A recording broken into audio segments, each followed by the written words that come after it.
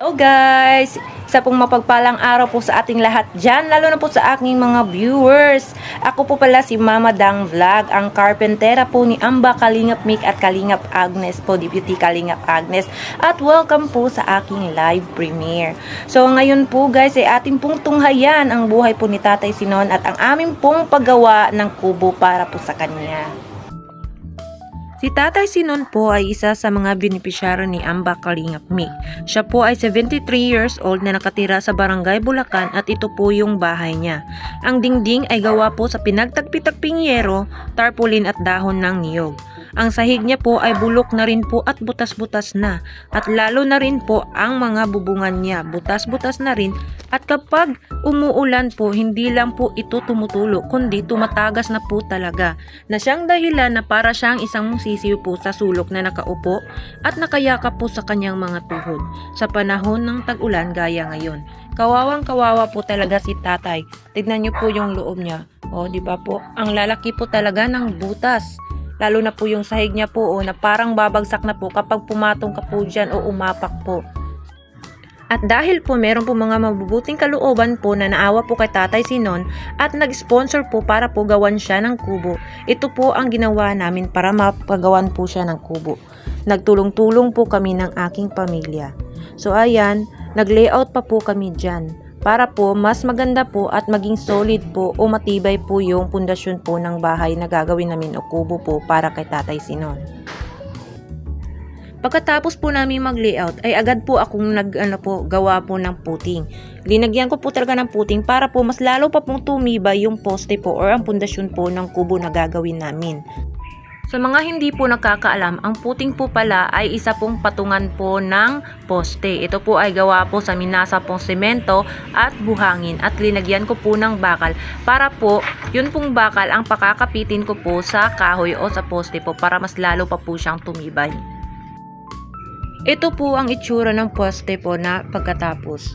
So ayan guys, meron po siyang bakal po sa harapan at likuran. So ayan, napaka-solid na po niyan. Pagkatapos naming itayo na po yung apat na poste ay ginawa agad namin yung sa may sahig po. Yung patungan po mismo ng sahig. At talaga ang ginamit po namin ay 2x3 po ng mga kahoy para po mas tumibay pa po. Hindi po madali pong mabulok at hindi po basa-basa babagsak. Nang natapos po namin yung patungan po or yung sa may sahigan po ay agad po namin ginawa na naman po yung patungan po ng bintana, yung sa may dingding po. Inuna po namin yan dahil wala po kaming hagdanan para po makaakyat po kami mamaya. Talaga pong binibilisan na po talaga namin ang paggawa nito dahil excited na po si Tatay Sinon na makalipat o magkaroon po ng bagong kubo. Yung kapag tumitingin po ako sa kanya habang ginagawa po namin yung kubo niya ay talagang napakasarap po ng smile ni Tatay. Makikita mo po talaga sa mata niya yung excitement. Dito naman po banda ay gumamit po kami ng level hose para po maging eskwalado po yung bahay o kubo po ni Tatay Sinon.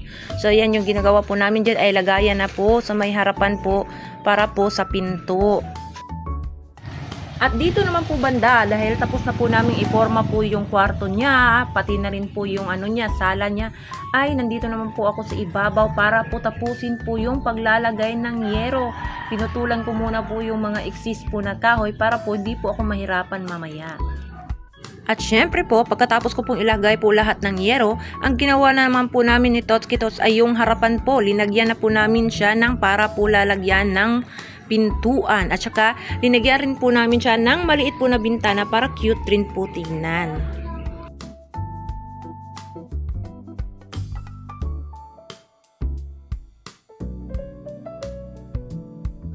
At dahil po naporma na po lahat, ay syempre po, ang sinunod na po namin ay ang paglagay po ng mga amakan. So ayan guys, talagang binibilisan na po namin para matapos na agad guys at ma-turnover na po kay tatay at makalipat na agad siya para makatulog na po siya ng manghimbing gabi-gabi. Kasi nga dahil po doon sa bubong niyang butas-butas na po, na hindi lang po tumutulog kundi tumatagas, hindi po siya talaga nakakatulog ng maayos. Kawawa po talaga si Tatay Sinon.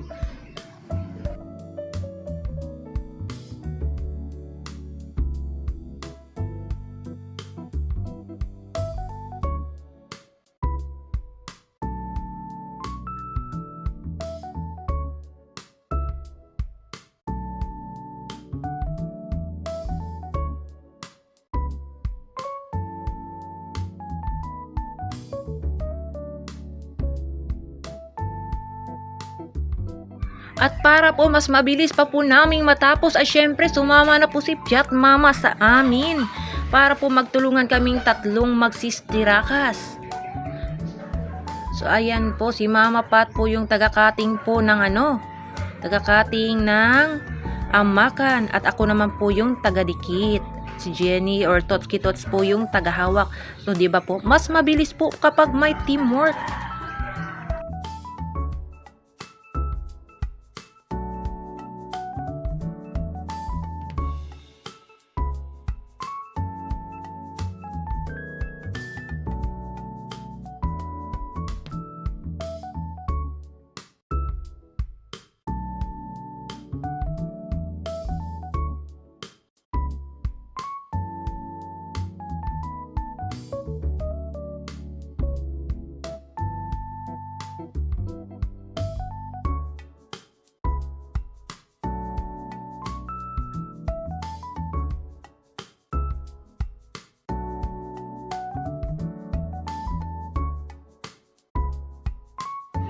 At dito naman po banda guys ay ako po yung gumagawa po ng pintuan.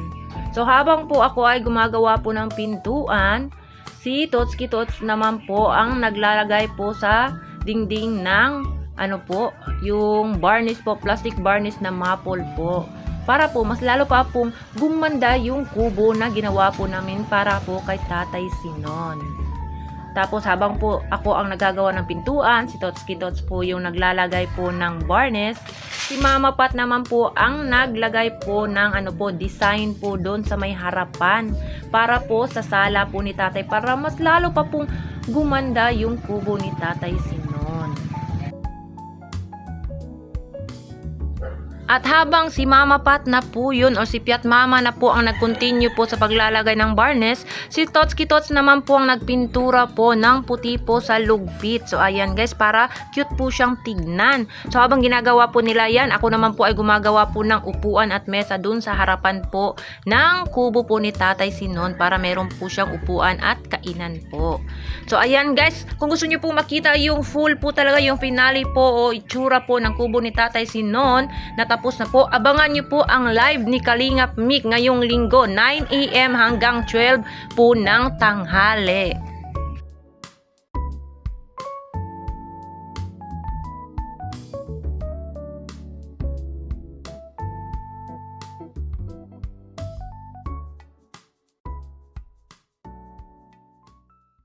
Ayan po guys, maraming salamat po pala sa lahat ng mga nanonood dyan.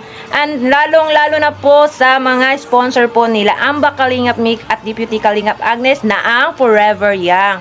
Yan po ay sila Ate Yai, Sis Irene DB, Kalingap Super Mario at si Pardo B. Yan, thank you so much po dahil kung hindi po dahil sa inyo ay hindi po namin matutulungan si Tatay Sinon na magkaroon po ng bagong kubo niya. Yan po, God bless po sa lahat. Bye-bye!